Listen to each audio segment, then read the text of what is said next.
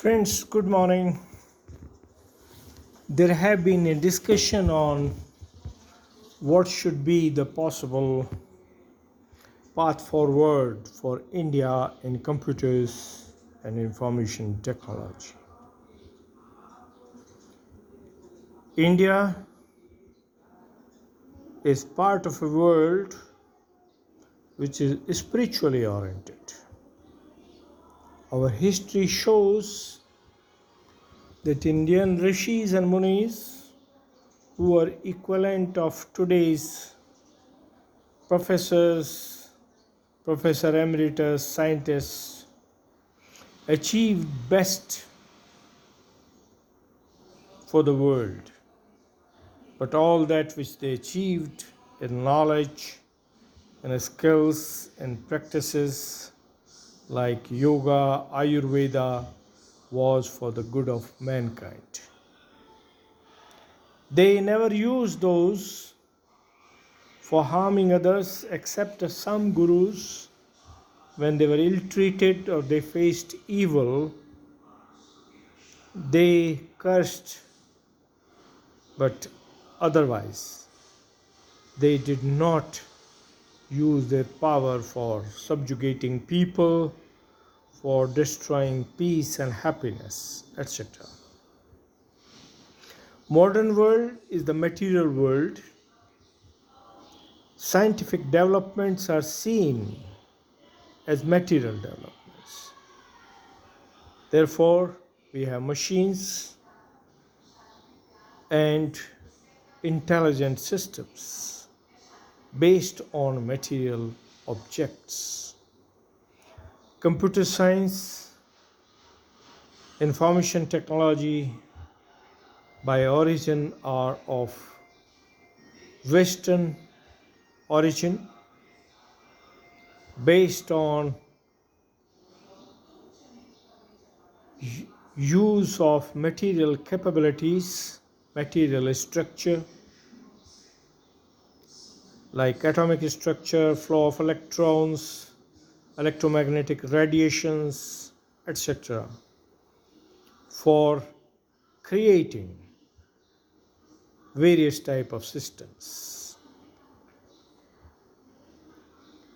India, having been ruled by British and having been included in the world body, also has adopted all material development paths like engineering, technology, science, etc., for its development and growth.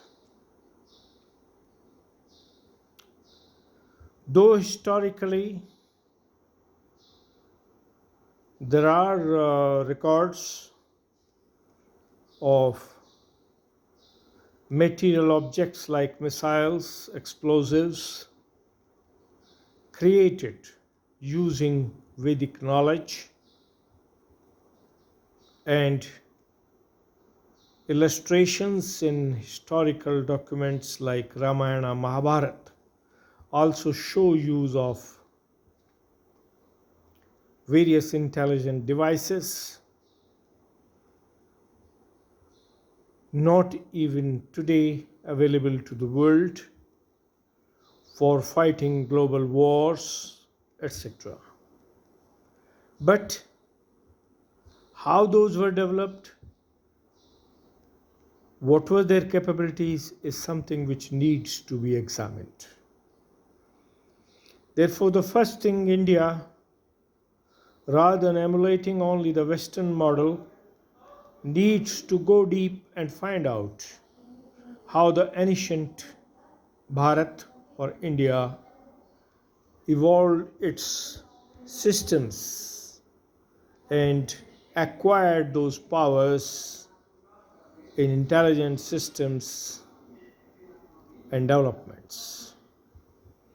Today, India is dependent for technology and science on Western sources, while we have large number of laboratories development centers, industries, but they all are using technologies, practices developed in the Western world. Therefore, computers and IT, which are the backbone of today's developments globally, are not of Indian origin. They are of Western origin. And unfortunately, India has not even developed own development and manufacturing facilities for all type of components, devices, systems needed to keep the modern computers and IT devices and systems functional. Even IT infrastructure in terms of servers, gateways, networks is predominantly Western or Western supported countries' ownership. Therefore, in the modern times, while Indian scientists and engineers are second to none, India as a nation has not acquired strengths in materials, in components, in systems which are needed to become self supporting and self sustainable. Also, with the modern world thinking and politics, chances that India will be provided the latest state of the art technology and systems is difficult. Therefore, India needs to think in two ways. A, for keeping its society, citizen boundaries safe, acquire the best possible and best available hardware, software for defending the nation and fighting aggression. Second, look at the Indian history, Indian literature, Vedas and Upanishads to find out what made India great or powerful in olden times and nurture those technologies, skills, capabilities, and develop strengths so that those can be used to lead the world in the times to come. For example, till some time back, communication, which is the backbone of happy society, was wire-bound. We are not going into the details of the fire, flags, drums, etc. But telephone and wireline systems.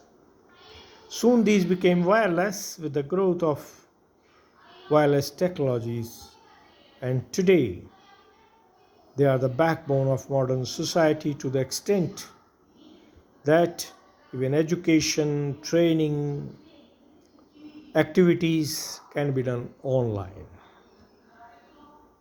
All this has become possible with technological developments in communication, computers, and IT. But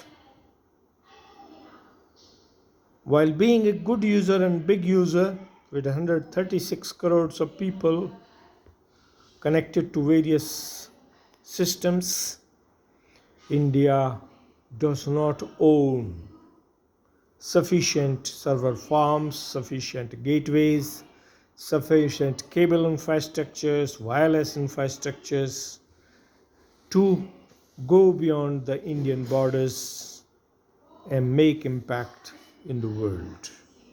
Even inside, we are largely dependent on overseas servers, clouds, etc.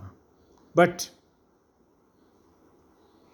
the power of mantras, the telepathy, the capability of Indian rishis and munis to communicate without wire, without wireless, but telepathically, using Param Chetan or spiritual energy,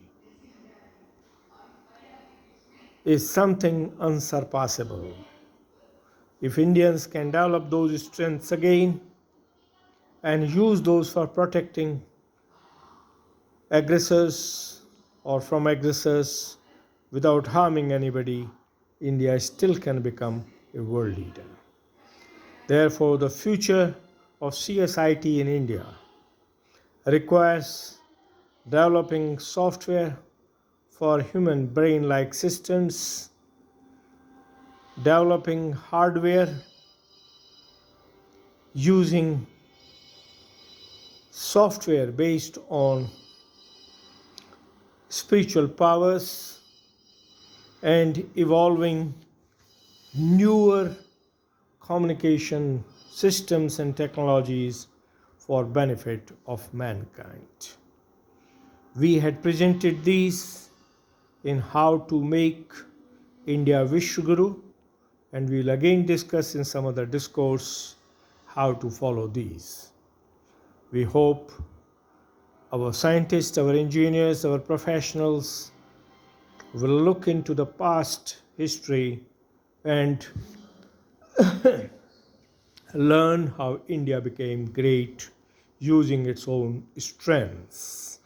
God bless all. India does not harm others. India believes only in helping everyone. Therefore, growth and development of India will be for the peace, harmony, and happiness. Jai Hind, Jai Bharat. God bless all.